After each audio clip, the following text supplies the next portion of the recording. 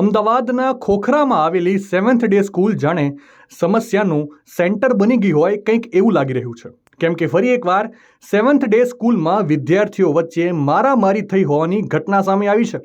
મળતી માહિતી મુજબ અમદાવાદની સેવન્થ ડે સ્કૂલમાં ધોરણ 7ના વિદ્યાર્થીને અન્ય 3 વિદ્યાર્થીઓએ ભેગા મળીને માર માર્યો હોવાની ઘટના સામે આવી છે. ભોગ બનનાર વિદ્યાર્થી મોનિટર હોવાથી તેણે અન્ય વિદ્યાર્થીને લાઇનમાં આવવાનું કહેતા અન્ય 3 વિદ્યાર્થીઓએ ભેગા મળીને તેને માર માર્યો હોવાની વાત સામે આવી છે.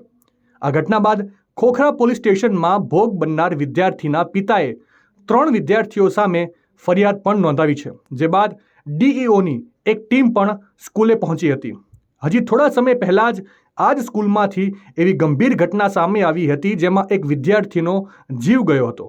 ત્યારે સવાલ બસ એ જ થાય છે કે સ્કૂલમાં હવે વિદ્યાર્થીઓની સુરક્ષાની જવાબદારી પણ શું વાલીઓએ જ ઉપાડવી પડશે કે સ્કૂલ કોઈ નક્કર પગલાં લેશે? આ મારામારીની ઘટનામાં કદાચ કોઈનો જીવ ગયો હોત તો એની જવાબદારી કોણ લેત? આ બાબતે તમારો શું અભિપ્રાય છે? કોમેન્ટ કરીને જરૂરથી જણાવજો.